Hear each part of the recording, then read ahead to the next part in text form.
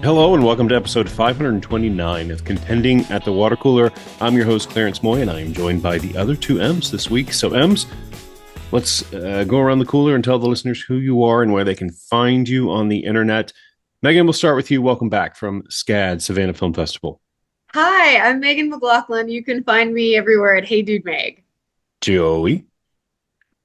Hi, I'm Joey Moser. You can find me on Twitter at JoeyMoser83. Well, forgive me. I had to pause because I was like, is that Sean Hayes in front of me or is that Joey Moser? I couldn't decide. And I thought it was Ryan from High School Musical. We're all in this. All right. And again, I'm Clarence Moy. You can find me on Twitter at Clarence Moy. Welcome back, Megan. Thank you. I'm very happy to be back. Sorry that I was not able to make it last week. But that's okay. We did not miss you. I'm kidding. I don't even remember what we talked about last week. It was Dairy, which I do. Oh, yes. That show is wild. That is wild. Two insane birthing scenes. Like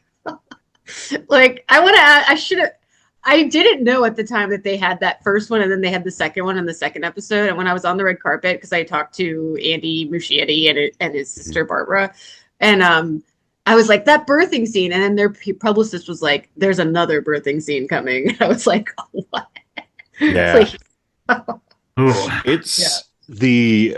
love the visual effects of the show. I'm really surprised at the show. I like it a lot more than I thought I would. We talked about this last week where I approached this material thinking it was just going to be a knockoff of Stranger Things, like HBO's variation of Stranger Things. Yeah. But it's not at all, because they are not forming the show around those two guys and other characters. It is, we very clearly know that they no more of those two guys after that first episode. Right. I kept thinking, killing these kids left and right. Are those kids really gone? And then I was like, oh no, they're dead. I thought the same thing. I'm like, this is a dream sequence. Kids. It has to be a dream sequence. I thought that too. And then I'm like, they're dead. Nope. And then if you question it, second episode gives it all over again. Yeah. That ending is really good too. I need to post my interviews with the kids because they were adorable. And I'm like, how are you all? No, not the dead kids, the alive kids.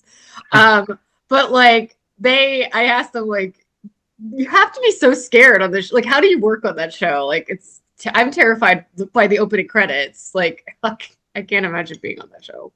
Yeah, I love the opening credits. That is our first guaranteed Emmy winner right there, I hope. For the, I would love that, yeah. The main title. The main title is brilliant. I mean, it's just thematic, artistic. It just tends on across the board for me. Yeah. So tell us about SCAD Savannah Film Festival. Who did you talk to? Who did you not talk to? I know you posted some things on the Contending's Instagram site. Yeah. So I did not get to talk to Mark Hamill, but I was next to him and they were like bunch together and then ask one question, kind of like when you're if you're like me and you have a Christmas birthday, well, Joey, and you get like one gift for Christmas and your birthday. That's what it kind of felt like interviewing Mark Hamill, the way they did it. But so Sidney Sweeney was there, and I really wanted to talk to her. And I got I'm just gonna say this, I got a polite decline from her PR people after they asked me to interview her. And then they said, this is a polite pass or whatever from Sidney Sweeney. So I was like, okay. And then, but she was there. So I thought, I'll just get to talk to her on the red carpet. And then she was there for a second and left. And it was a little weird because she came in hot and left. And then the rumor is that Scooter Braun scooped her away on his private jet. Well, she was there, but she did go to Leopold's Ice Cream across the street and took some photos. I'm speculating now, which I really wanted to talk to her. One, because can you imagine if I had an interview with her ahead of like Titgate with her titties out, like in that dress, like, that would be great. People would be searching for it would be great for SEO. But not every dress. That the dress. You know what I'm talking about? No, I don't. I assume every dress she wears is a titty dress. This is like literally her titty, like her nipples are showing. Like it's silver. Yeah. I can watch a movie, she said. Anyway, Come on. I speculate the reason why they didn't let us interview her is because they're a little afraid of so she's had so much bad press. I don't know. So maybe the polite pass was actually a polite pass from them. I mean, at least she showed up and she didn't J-Lo it out. Like, you know, sorry. I mean, that's not a slam against J-Lo. It's just, it was weird that she was getting a tribute and then she said, oh, I can't go. She didn't give a reason why. And it was the weekend after Kiss of the Spider Woman bombed. I heard that it was a family matter. Then I heard it wasn't. These are all rumors. I don't know what was true. Well, and to be fair, she could have said exactly what happened and then people wouldn't have believed her. They would have they want to think that she didn't go because she was embarrassed because of the box office returns. Right. Which, I mean, maybe she didn't want to answer those questions. I'm not sure. Yeah. I don't know. I am a J-Lo, I don't want to say defender because I think she's probably a total diva, but I'm obsessed with that aspect of her. But I think she should be able to do whatever she wants. And yeah. But I'm trying to think of anybody else that I talked to. Ryan Johnson, Dakota Fanning, Inga from Sentimental Value, which we also have up on the site that Frank talked to her, which I need to watch. Just a lot of great coverage that I'm still like kind of pursing through as I'm coming back and like posting things. So, but it was great. And and I missed you guys. So hopefully I represented the contending well. You did a great job. We actually did miss you last week, but we don't want to be nice around here, right? I'm kidding. Sorry, I'm just very, very tired because last night we were college touring with my daughter and we stayed at a friend's house in the mountains of North Carolina, and there was that winter storm went through and dropped like 7 inches of snow. And there was a 50-mile-an-hour constant wind on the side of this mountain, and I could not sleep because it was like, and I'm convinced that the house we were staying in was haunted. But anyway, oh my gosh, that sounds scary. Yeah, it was creepy, but we had fun anyway. And Megan disappears. So Joey, how was your weekend? It was good. The ghost in the snowstorm got her. That's what happens. Did she pass out? She just... Megan, show us a cunt mug if you're there. Where did she go? I don't know. My weekend was fine. We have already started... Sorry, my dog has like completely destroyed my couch, and I could hear him getting to the couch and I could hear him, and he has like, oh my God, I wish I should take a picture of it. It is so freaking bad. It is so bad. And he just keeps destroying it. You need to call Jennifer Lawrence. I'm just going to put that out there right now. Oh no. Why? Does she have a dog that destroys her couch? No, I just see the movie. Okay. I can't get over how bad that this, like, it gets worse and worse. And I feel like, actually, it feels like a film I saw at Savannah that I loved. If I had legs, I'd kick you. It's this gaping hole that keeps getting bigger and bigger. And I'm worried how big it's going to get. So it's awful. And he's bad, but he's cute. I can't help it. I love the bad boys. So sorry. Joey, what were you up to this weekend? Well, the Band-Aid has been ripped off.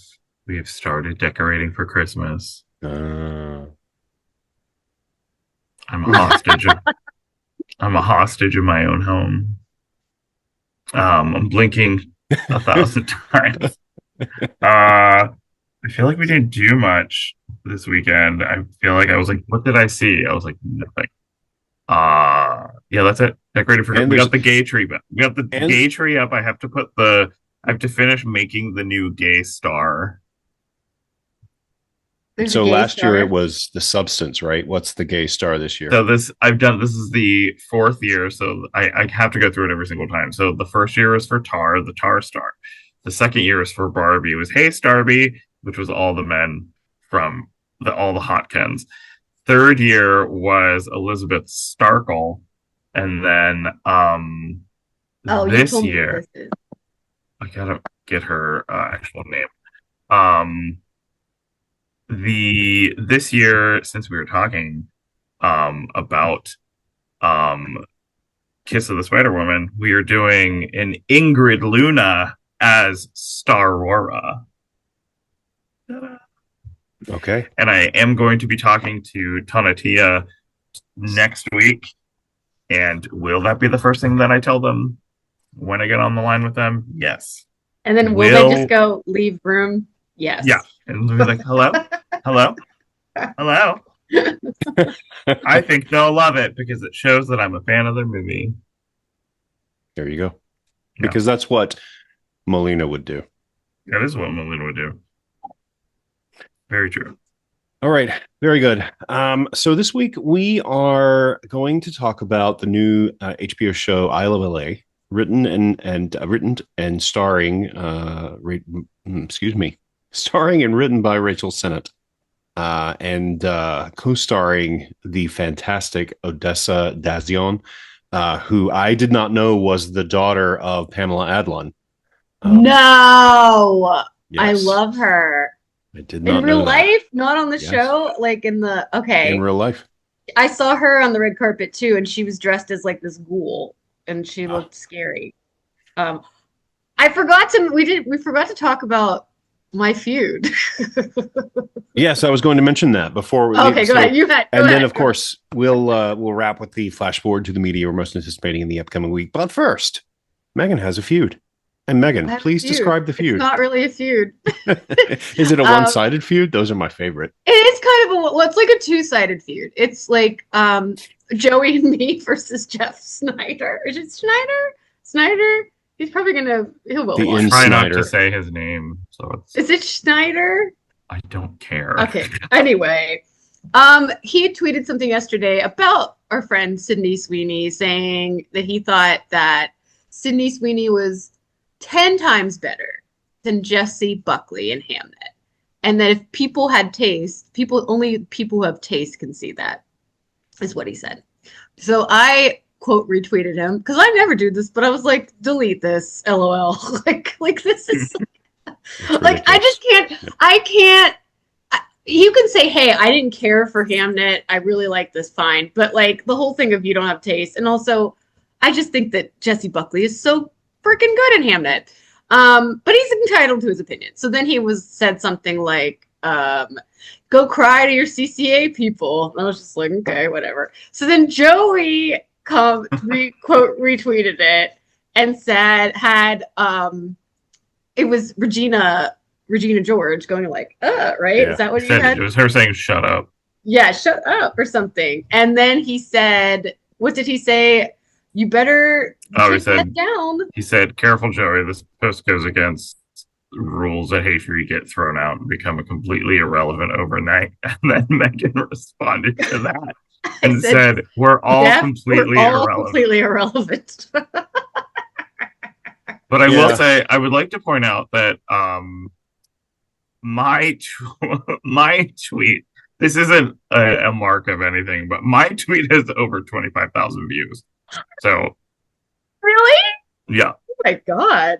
Mine did not get that many views, but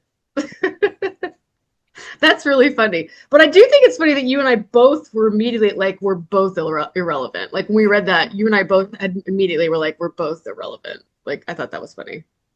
I mean, we're all little people in everyone's pocket, all talking about movies. That's all we are. I say this, I'm not important to have a very declarative opinion. Everyone can have any opinion. I don't care that. Right. I think the thing that bothered me about that is I always hate how, this is not just this interaction, but any interaction. I hate when people talk about their opinions as if they're facts, especially when it comes to movies, because I feel like when you talk about movies, you should really kind of invite a more, I'm not saying you have to be nice to people, but I mean, it's much more interesting to me if you actually have a conversation about it than be like, oh, you're so fucking dumb that you suck because you like this movie. And I feel like the whole like I think this is also because it comes off the heels of that article Joe that Reed's piece and Vulture. yeah, saying that Yes, I Hamnet think is that's the villain of the season. It was like everybody likes that movie. Right. It's for the most part. yeah, So, I think that's why I took such like umbrage to it, because it's like this movie's already becoming a punching bag, which is stupid.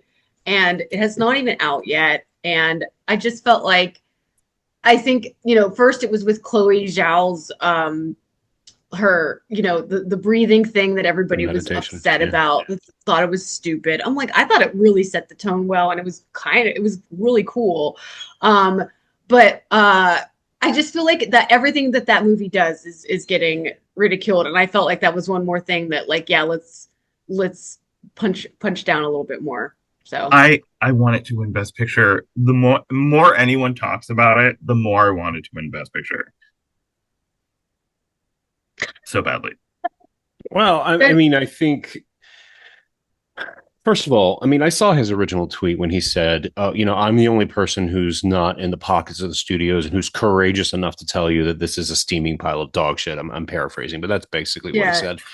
And I'm like, I immediately bristle at anyone who positions themselves as, I'm the only person with enough courage to tell you the truth, as if they're just saying, my opinion is more valid and is the most important opinion, and therefore everyone else is just lying to you. Yeah. I'm sorry. I love that movie. Yeah. I don't think I'll ever see a movie this year that moved me as much as that. I think that movie does everything right. I would not change a single second of that film. Right. And that has nothing to do that we are not in the pocket of Focus Features. No. We saw it organically at Telluride. Now, we were the first audience to see it, but I mean, I've been the first person to see a film at Telluride many times and have hated it. So yeah, right. I mean, there are other movies I saw there that was the first that I like. There was one I did not really like, but yeah, I mean, I'll tell you off the podcast. Just send me a DM. Send me a DM right now. Okay, hold on. I'm holding on to my dog because he's acting bad. He just really wants that couch. I'm going to post a picture of this couch because I'm going to have to get it. You've been talking about JD Vance too much. That's why he's going after the couch. I should have named him JD Vance. Oh, we're getting all kinds of good quotes for the clip this week. Oh, God. You want to come sit with me? Come on. You want to come sit with me? No. Well, anyway, and Eric Weber does that too. He's that whole, I'm the ultimate insider, you guys, and it's just the way they sell their image is this, like, yeah. And hi dog. It's JD Vance. You're making your name. He's looking at me as if he wants to take my fundamental rights away. So that there he goes. He's going. Go with Erica. He's off to overturn the Supreme Court. Which, by the way, Joey, you can now no longer use the Supreme Court as a reason to get out of your Christmas affair. You're stuck. Anyway. Yeah. So, well, I mean, good for you guys for just speaking up. I do think Hamnet's going to win Best Picture. I think at the end of the day, this is a film that I don't think you can attack other than saying it's grief porn, misery porn, which I think is just that's coming from a stock of people who don't know how to engage with their emotions, in my opinion. Right. Because I think in some ways it's funny that one battle after another is kind of the other, top one, because that's in that film. I feel like nobody knows how to handle their emotions. Like, you think about it, like, well, Teyana Taylor is clearly going through postpartum, but like Leo, it doesn't really, he's handling his emotions through drugs, Yeah. It's just interesting. It's interesting takes on emotions that I think it's funny that everybody who kind of hates Hamnet, I mean, there are people that like both, but a lot of the people who hate Hamnet are like all for that, where it's like, let's bury our emotions. Let's bury these things. At least I think. I don't know. I mean, I don't know. And just in the end, it has such an uplifting ultimate message to me, which is art can transform your grief into something beautiful. Yeah. Yeah. I Hmm. don't. I just think that movie. I think that movie can honestly turn a cynical person almost into a believer, just because Mhm. it is so. Say you are somebody who says, "Oh, I heard it's really dramatic." Because I mean, I will say, going when I said this on the podcast when we talked about Middleburg, like it was so people were talking about it was like it's gonna make you feel this, it's gonna make you feel that, blah blah blah blah. But I just think that the you, I just think that you're really gonna like sit there with your arms crossed in a movie about a mother and the loss of a child, and you're gonna come at it with like this finger waggy like no it's not this, like it I think the raw power of that movie really kind of breaks through to people. I'm watching it again on Sunday. I'm really excited to watch it again. I've never uh, seen a movie like it, really. I've never seen a movie talk about art and its power in a way where it's not like, for example, not a bad movie, but not the same, like Music of the Heart with like Meryl Streep. You're like, music can move you. You're like, art can move you. You know, here's the message. Big, big, big. This one is like very like um it's like subtle, I guess, in some Mhm. I think it's actually subtle with its message. And even though some people would say it's over the top with its grief porn, which I don't even get that. I But don't get that at yeah, I don't all. understand that. It's like I don't get that. But yeah, I've never seen a film That like it. I said this when we first saw it in Telluride, and I thought about it ever since we've seen it, and I've seen it twice now. That it's just like it almost feels like that movie, and it there's something very precious about it that I didn't want to see it kind of go through this Mhm. now very common. I don't say this in a derogatory way, but like this machine. The Oscars are a machine now. Like something like it's sort of like sometimes when I see like a small movie, I think about it every single time when I cover the shorts all year, and then when the short lists come out and I recognize some of the titles, I every year I genuinely think, oh, I don't want to hear how people are going to nitpick and Yeah. pick things Yeah. apart of like a short film that I love, and that happens every year. And it's sort of in a way that I was just like, I love that it's getting all this awards attention. It's winning audience awards out the ass, and it's probably going to do very well at the Oscars. I'm thinking right now on November 11th. Um, but it's just sort of like in a way, I don't want that movie to kind of go through that because it's so I don't know. It's a lot. So Yeah. whatever. Well, we'll see. I do, I know a lot of people have stopped reading Sasha Stone's pieces because of the slants that they ultimately take that people don't agree with. But I did read her review of Hamnet, and it's doesn't give spoilers, so I do recommend that review. It's a really beautiful review of a film that she calls a masterpiece. Wow. So um, anyway, we will talk more about Hamnet when it comes out. I guess it's coming out of Thanksgiving. Boy, that's a it's a heady holiday film. Family I'm fun for everybody. I'm wondering what it does. Like, you've seen so many adult oriented films just tank at the box office over the month of October and now into November. I'm wondering how that movie does. I don't want to see it, you know, tacked with the stink of failure. They've been doing a lot of press though, I feel like Jessie Buckley seems to be everywhere right now with her cute smile, her like half smile. I I love love her. I'm her. obsessed with her smile. That's like this. Like I want to I'm smile like that. I can't do it, but I think the genuine curiosity of that movie and the buzz around it will, if at least for one weekend. Say it tanks in week 2 or week 3. That's irrelevant to me. But I think that since the pandemic, I don't think like charting a box office success of a movie is really strange.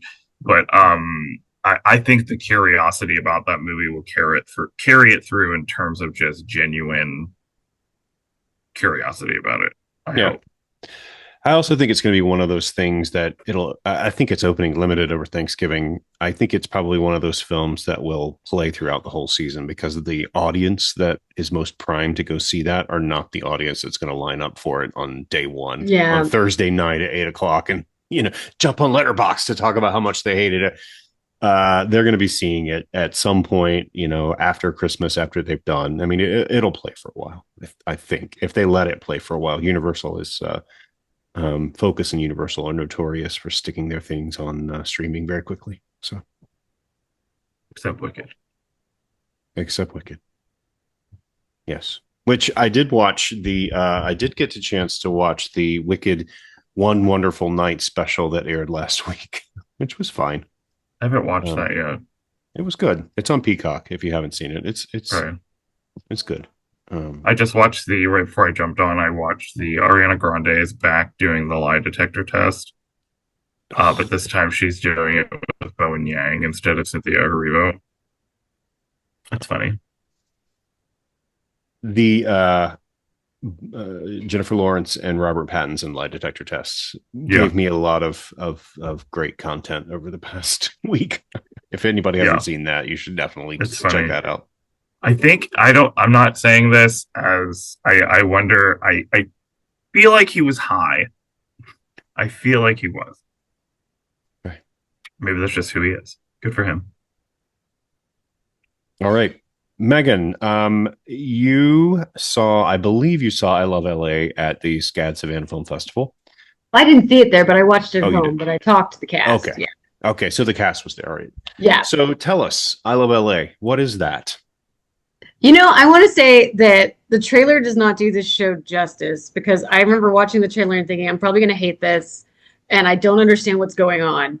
But so here is what, after watching 2 episodes, here is what this show is about. It's about basically 2 friends who have a falling out. One is an influencer, one is kind of a manager, and they reunite. And now, and the manager is Rachel Sennott, and the influencer is, what is it, Odessa D'Azion? D'Azion? Okay. And it also has True Whitaker, who is Forrest Whitaker's daughter in real life. I learned that on the red carpet. And it has Josh Hutcherson, or Hutcherson? Hutcherson, I think. Hutcherson? Is it Hutchinson or Hutcherson? The guy from the Hunger Games. Yes. Continue. The boy with the bread. Yes, the boy with the bread as Rachel's or Maya's boyfriend on the show. It also has one of my favorite characters from the English teacher, who plays, I think he plays Charlie. But he plays is it Jordan on the other show? Anyway, so it's about this like group of friends, Gen Z friends living in LA, and kind of gives you a taste of influencer or content creator culture, as I've learned, because I went to an event recently and said, "Are you an influencer?" And they said, "I'm a content creator," and I was like, "Got it." So that's kind of, I do find that fascinating, that whole aspect fascinating. I really enjoyed this show. I really like it. I like how blunt it is, and no pun intended. And I think, I was somebody who didn't love girls, maybe because it was supposed to be like, this is your generation. I like this show better than Girls so far. Like, I think the first episode was really strong and kind of gives you a sense of this dynamic between 2 people that's like, one is kind of a little more rigid but wants to be the other one, I think, which is interesting. I find it funny. I laugh out loud. Yeah, I think it's good. What did you guys think of it? Joey? I like it a lot so far. Every time that an episode ends, I feel like I wish that HBO was releasing more than 1 episode at a time. which I feel like goes against everything that I bitch about in terms of television and how shit is released. I really like it. I love Rachel Sennott.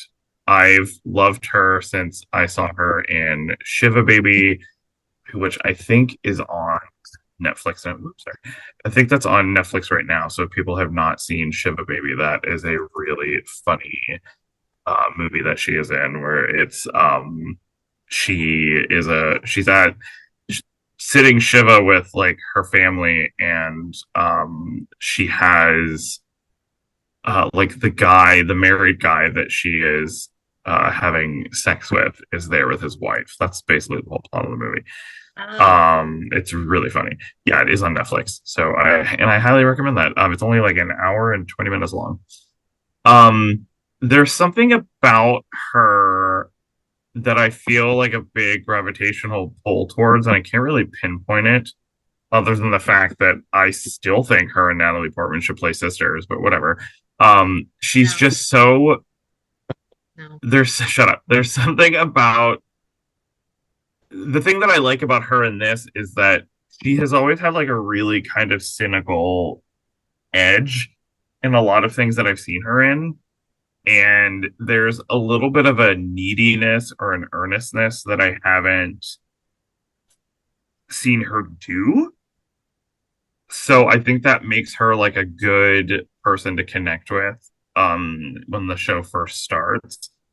And even if she was a crazy party girl, nobody could compete with the sort of like force of nature that Odessa is. Like, it's sort of like when you see her, I know Clarence is a big fan of hers in this, and it's just like, it's like that thing. I was thinking about this earlier. It was like, how you can't teach someone to behave like that. That sort of really manic, unpredictable kind of presence on screen. So I think that's a real star-making moment for her. And Marty Supreme too, by the way. Yeah. Which that new trailer, I'm so in for that movie. I'm really excited to see that. That new trailer that dropped today, I really liked it. But I like the supporting cast. I did not know that was Forrest Whitaker's daughter. Excuse me, I'm yawning. But I thought it was in episode 2, you get to see like a different side of her where she is, you see how she is like a straight up Nepo baby. And she goes to the office where her father made up a position for her, and she walks into a meeting and they're all like weirded out. They're like, "Oh God, you're here." And I think that Jordan Firstman, who I love, sort of the same kind of like unpredictable kind of energy. It's not as almost dangerous. Odessa feels like dangerous to me. Jordan Firstman, who I love from Rotting in the Sun and English Teacher, they sort of hinted in this episode there's like a little bit of a softer side to him too, or at least to this character. So I'm excited to see that. I'm supposed to talk to him soon, and I'm dying to.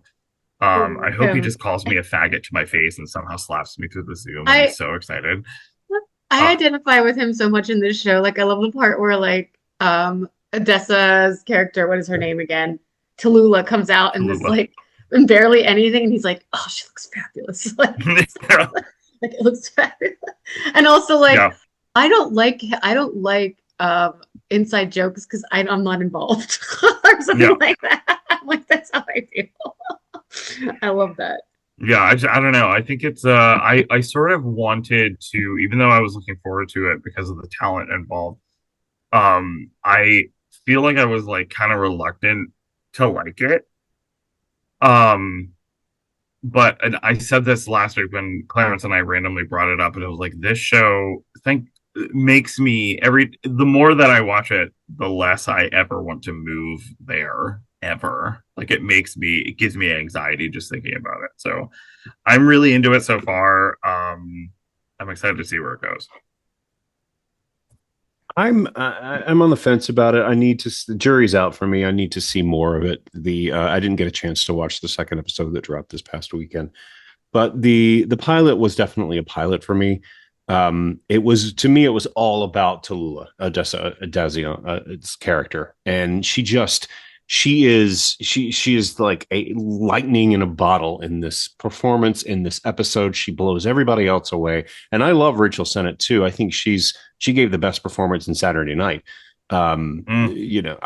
She's just always a strong presence in whatever she performs in. But I don't know, for the supporting characters, didn't do very much for me, but I'm good. It's good to hear that you do get more of them in this next episode. Um, I was wondering why they even had the Forrest Whitaker's daughter's character in in the show at all, because it was just like they created her there just to be a nepo baby, and that was her whole personality. So I'm anxious to get more of her. I just need more of it, right? It's just it hasn't clicked for me yet. Part of it is probably it's a little bit difficult for me to relate because I'm not a social media person. I'm not an influencer. And I don't understand influencer culture or content creator culture or anything like that. I don't like it. I don't either. Yeah. Okay. Then maybe you need to get into a feud and it'll settle for you. Ryan Murphy's on the line. Ryan Murphy wants season 4 of Feud to be Megan and Joey and Jeff Snyder. It's a 7-minute web series. It'll be an 8-episode season. 7 minutes of it will be the actual feud. The rest of it will be, the Supreme Court and gay marriage. And I want Kim Kardashian to play me, and she has to have her ass out with that thong. Is this Elizabeth Taylor's ring? And I have to go like this the whole time. Better pin your wig to your head because it's about to be blown off. Is that a line in it? That is a line. That was one of the lines from the 2 minutes of clips I saw online. Oh God. Yeah. Megan, did you see the line? We're just talking about All's Fair now. Did you see the line where Glenn Close and Sarah Paulson are in the bathroom, and Glenn Close like very slowly turns around and says something like, "You're gonna wish that your mother swallowed." That's what I've seen so many people saying that online. That's what I think. That's what it's from. I mean, I think people just say that too. Anyway,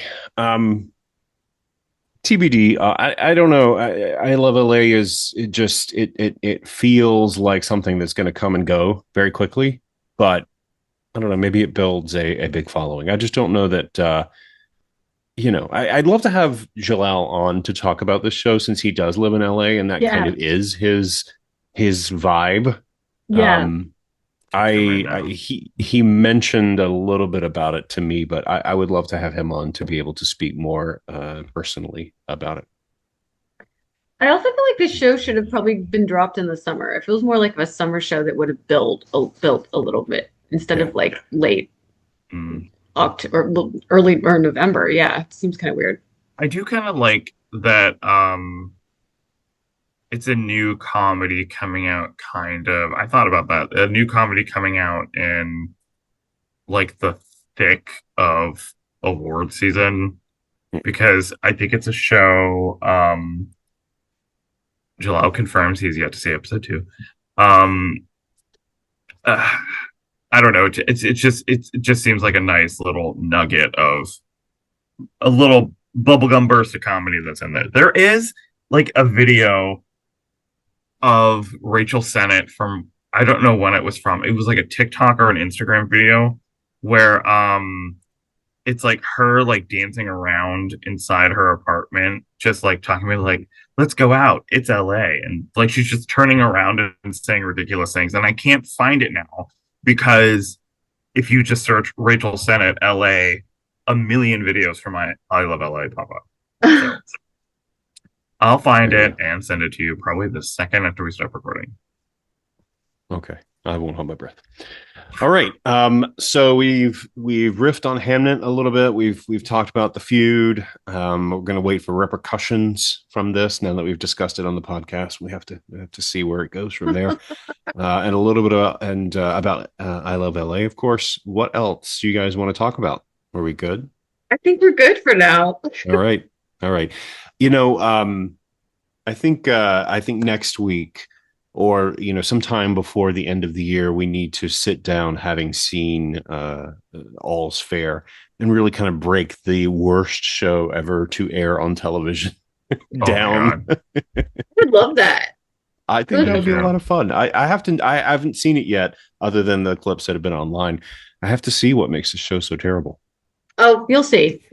Yeah, you'll see. Yeah. Is it Kim Kardashian?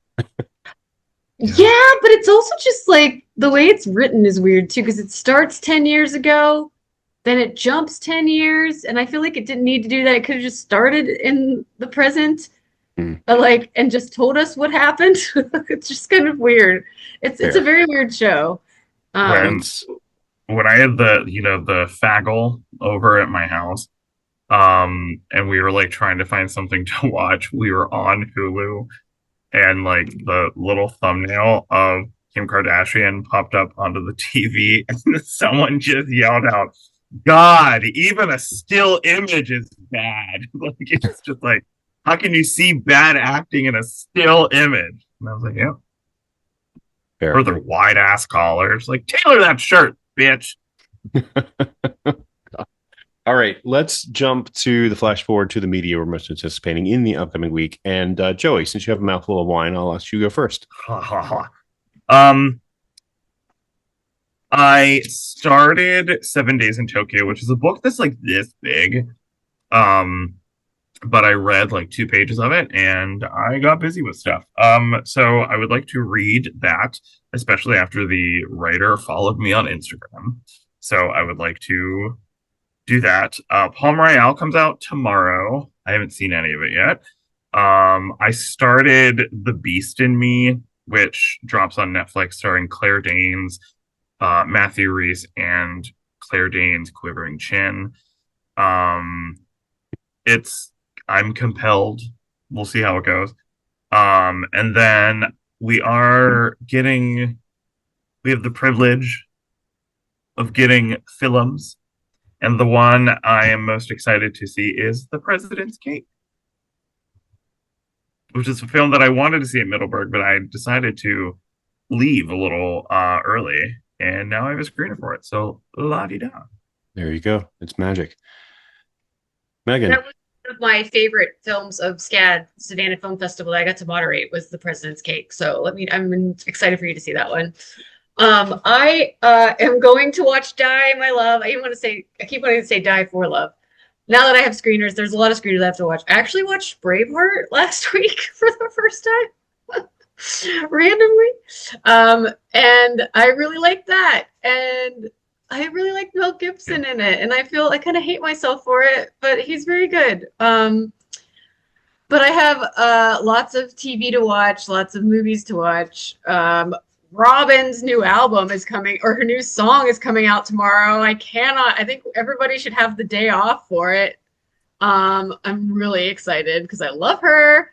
And that's probably about it. I've been watching the Murdaugh show, the Murder in the Family. I think that's, or Death in the Family, on Hulu, which the performances are really good.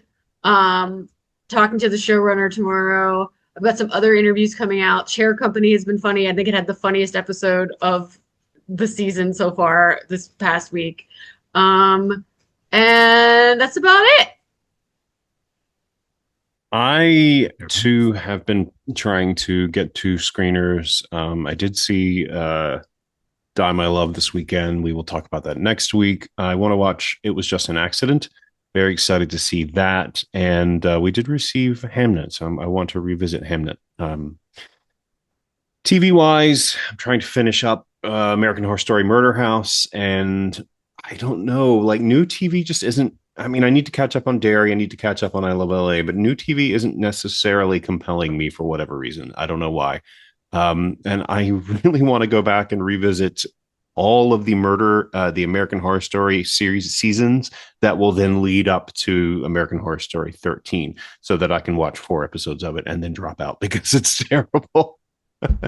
But anyway, Coven and Apocalypse, I will be in use soon. And then, of course, book-wise, I am in the middle of Hamnet by Maggie O'Farrell, which is a very good book.